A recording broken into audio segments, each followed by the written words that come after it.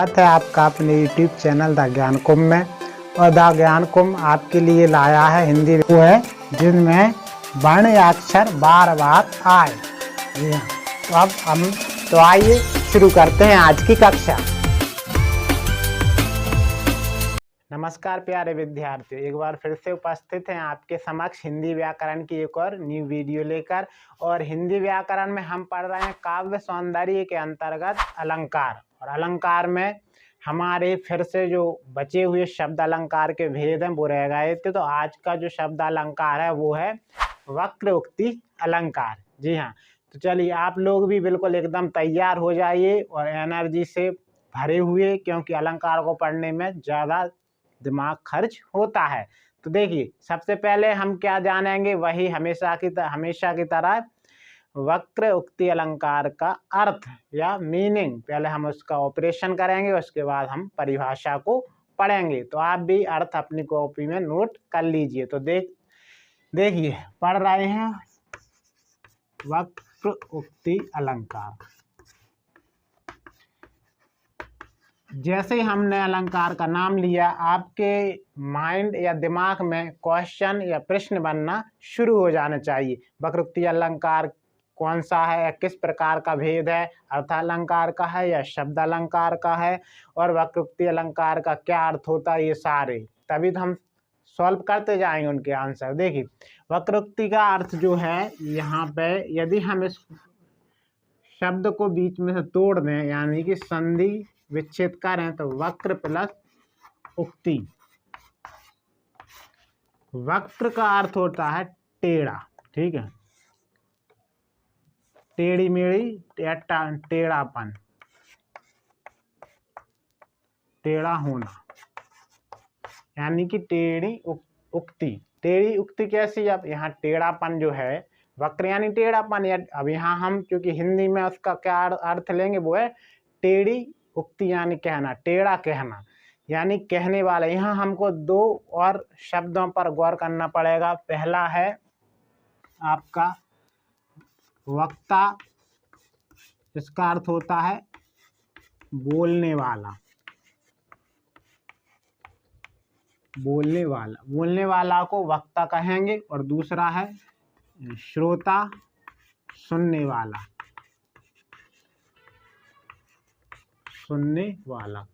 ये भी आप नोट कर लें, यदि आप लगता कि भूल जाएंगे सुनने वाला, क्योंकि परिभाषा में इन दो शब्दों का भी प्रयोग किया जाएगा। तो वक्ता तो कहने वाला और सुनने वाला कह रहा है, उसका टेढ़ापन सुनने वाला ग्रहण कर ले उस अर्थ को, तो वहाँ होता है वक्रोक्ति अलंकार। ये कैसे होता है ये तो हम परिभाषा और कुछ उदाहरणों से समझें। इसकी कुछ विशेषता भी है, उससे और आप क्लियर हो जाएंगे। तो आप विशेष करके भी वहाँ लिख सकते हैं कि कौन सी दो विशेषताएं होती हैं। चलिए देखते हैं उनकी विशेषताओं को। तो आइए अब हम वक्रोक्ति अलंकार की विशेषता इसलिए बता दी क्योंकि आपको परिभाषा, क्योंकि नाम है वो टेढ़ापन, तो वो टेढ़ी परिभाषा है, कभी सीधी नहीं होकर आपको समझ में आने वाली है, बिल्कुल नहीं आएगी। इसलिए विशेषताएं भी याद कर लें ताकि आ जाए थोड़ी बहुत। तो देखिए परिभाषा से पहले इसलिए मैंने विशेषताएं बताई हैं ताकि परिभाषा में जो शब्द उपयोग हों या उनके यूज हों वर्डों के, उनका मीनिंग आपको पहले आना चाहिए। देखिए पहली विशेषता ये है, आप अपनी कॉपी में लिख लें, उच्चारण के कारण। उच्चारण बोलने जो बोलेगा वो वक्ता है, ये मैं पहले बता चुका हूँ, के कारण यानी वक्ता, सुनने वाले को श्रोता, वक्ता, ये दोनों बहुत ही इम्पोर्टेंट हैं इस परिभाषा में। श्रोता थोड़ी अच्छी मात्रा लगा दूं मैं, श्रोता को भ्रम उत्पन्न हो, यानी कहने वाला कहे कुछ और सुनने वाला उससे भ्रम में आ जाए। अब ये भ्रम क्यों उत्पन्न होता है, ये भी बड़ा अच्छा इंटरेस्टिंग क्वेश्चन। सही है, क्यों भ्रम उत्पन्न? तो दूसरी जो पंक्ति उसमें इसका आंसर है एक शब्द के कई या अनेक अर्थ होना, यानी कि एक शब्द के कई अर्थ होते हैं, इस कारण से सुनने वाले को भ्रम उत्पन्न हो जाता है। यही एक मेन कारण है, इसलिए इसे बोलते हैं वक्रोक्ति, यानी टेढ़ा कथन, टेढ़ा कहना, कहने वाला टेढ़ा कहे और सुनने वाला उसे किसी दूसरे ही अर्थ में सुन ले, जो उसका ओरिजिनल अर्थ है या रियल अर्थ है या जो वास्तविक अर्थ है उसे ना ग्रहण करके किसी अन्य को ग्रहण कर ले, तो वहाँ हो जाता है वक्रोक्ति अलंकार। तो वक्रोक्ति अलंकार के उदाहरण काव्य में यानी कविता में भरे पड़े हुए हैं, तो वो देखेंगे। तो अब जो है आप वो प्रश्न लिखें कि वक्रोक्ति अलंकार की परिभाषा को उदाहरण सहित लिखिए। तो अब उत्तर लिखिए।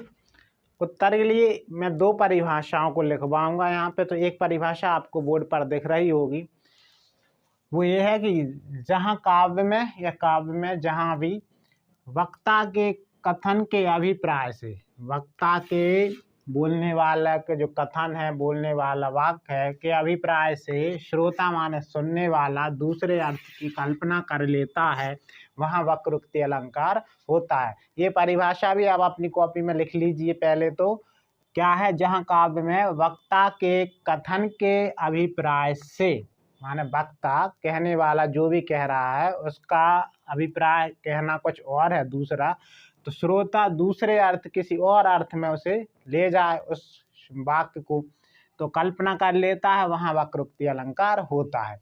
तो ये तो हो गई आपकी। मैं जरा इधर से हट जाता हूँ, आप देख सकते हैं ये परिभाषा लिखी हुई, आप अपनी कॉपी में इसे जरूर लिख लें। ये जहाँ काव्य में फिर से रिपीट कर रहा हूँ, बार बार बोल रहा हूँ, इसे लिख लें।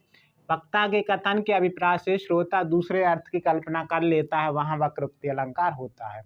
तो एक तो ये परिभाषा है। दूसरी है आपकी, वो भी आप लिख लें कि सुनने वाला यानी कि श्रोता, कहने वाला यानी कि वक्ता के कहने वाले वाक्य को यानी कि वक्ता के वाक्य को गलत अर्थ में सुन ले या गलत अर्थ में उसे कह ले या सुन ले, क्योंकि सुनना चाहता है श्रोता, तो गलत अर्थ निकाल ले। वो श्रोता जो है वक्ता का गलत कहने का गलत अर्थ निकाल ले, वहाँ पर होगा वक्रोक्ति अलंकार। सिंपल सी ये है, बस आप तो ये याद रखें कि जो श्रोता है वो वक्ता के वाक्य को गलत अर्थ में ले जाए, वहाँ पर होगी आपकी वक्रोक्ति अलंकार। उम्मीद है आपको ये वक्रोक्ति अलंकार की परिभाषा समझ में आ गई होगी। अब हम चलते हैं कुछ उदाहरणों की तरफ। आइए हम कुछ उदाहरणों के द्वारा वक्रोक्ति अलंकार को और भी अच्छी तरह से समझते हैं। देखिए कुछ उदाहरण लिखे हुए हैं बोर्ड पर। पहला, कौन द्वार पर राधे में हरि, जो कुछ है यहाँ हरि का क्या काम यहाँ, ठीक है, ये प्रश्न है, तो यहाँ प्रश्नवाचक चिन्ह लगा दिया जाएगा। तो यहाँ इसका अर्थ हुआ कि राधा ने वक्ता यानी कि श्री कृष्ण के वाक्य को किसी दूसरे अर्थ में ही ग्रहण कर लिया। जब राधा ने पूछा कि द्वार दरवाजे पर कौन है, तो श्री कृष्ण ने बोला, अपना नाम बताते हुए कहा कि मैं हरि, तो उन्हें लगा हरि यानी कि बंदर।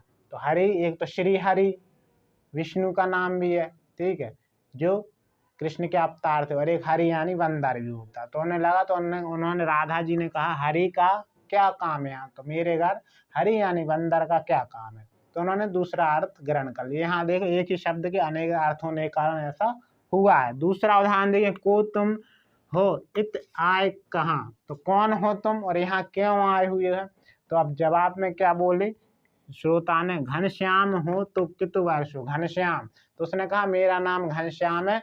तो जो वक्ता है उसने तू कितु वर्ष, तो कहीं और वर्ष हो, तो यहाँ वक्ता ने क्या करा, घनश्याम को दूसरे अर्थ में यानी कि काले बादल, घन यानी बादल और श्याम माने काले, बरसात के बादल समझे, तो उन्होंने कहा कहीं और बरसो, यहाँ कोई काम नहीं है। तो यहाँ भी कोई अर्थ अनेक या अर्थ भिन्न भिन्न निकल गया यहाँ पे, ठीक है, अलग अर्थ में यहाँ वर्णन हुआ। अगला है, मैं सुकुमारी नाथ बन जोगूं, तुम्हें उचित तब मौका भोगूं।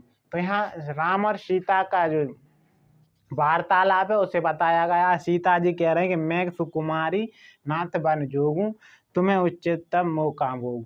तो आप ही, तो सीता जी कह रहे हैं कि हे स्वामी आप ही यह तय कीजिए, तुम उचित तप यानी तुम तो तप करने के लिए उचित होगा यानी तैयार होगा, तप के लिए जा रहा है, मौका भोगूं, और मेरे लिए भोग यानी होता महल, तो मेरे लिए महल में छोड़, यहाँ तो सीता जी ने कहा मेरे लिए तो महल में छोड़ के जा रहा है और आप तप के लिए जा रहे हैं। लेकिन सुनने वाले यानी कि रामचंद्र जी को ये लगा कि वो ये कहना चाह रही है कि मैं सुकुमारी माने मैं राजकुमारी हूँ जनक की, और आप जो इस समय हैं वो आप तपस्वी का वेश बना है। तो वो नहीं, ऐसा लगा कि वो मना कर रही हैं जाने के लिए, तो उन्होंने दूसरा अर्थ समझ लिया, लेकिन ऐसा हुआ नहीं। तो ये कविता मतलब कवि ने ऐसा वर्णन किया, वहाँ ऐसा कुछ नहीं था, वहाँ तो सिंपल सा सबने रामायण देखी है। तो वहाँ राम जी को ऐसा लगा कि सीता जी तुलना कर रहे हैं कि मैं सुकुमारी हूँ, राजकुमारी हूँ, बड़े घराने और आप एक तपस्वी के वेश में, इसलिए मैं नहीं जाना चाहती। लेकिन यहाँ लिखा तुम ही उचित, माने तुम ही ये तय कीजिए कि आप तप के लिए जा रहा और मुझे इस भोग यानी महल में छोड़ कर जा रहा है जी, कहाँ तक उचित है, ये सही नहीं है, मुझे साथ ले जाइए। तो ये अर्थ था। तो उम्मीद है आपको समझ में जरूर आया होगा। यहीं मैं एक बात और बताऊं, जीवन में वक्रोक्ति अलंकार का बहुत महत्वपूर्ण योगदान होता है ना। आपके दोस्त जो हैं वो भी कुछ और कह देते हैं, आप किसी और वे में या और डायरेक्शन में ले जाते हैं बात को, और फिर लड़ाई झगड़े शुरू हो जाए। तो श्रोता और वक्ता दोनों की बातों को आप ध्यान से, शब्दों का खेल है, इसलिए शब्दों पर जरूर लगाम कसें और अच्छे शब्द से इस्तेमाल करें, यहाँ ये भी बताता है। तो आज के लिए बस इतना ही। उम्मीद है आज की हमारी ये वीडियो यानी वक्रोक्ति अलंकार, जिसमें सब कुछ वक्र था, टेढ़ा कथन, टेढ़ा वाक्य, टेढ़ा अर्थ, तो वो समझ में आया होगा। यदि आया है समझ में तो आज के इस लेक्चर, इस वीडियो को लाइक कर दीजिए और शेयर कर दीजिए अपने अधिक से अधिक दोस्तों के साथ, सब्सक्राइब कर दीजिए हमारे अपने परिवार द ज्ञान कुंभ को।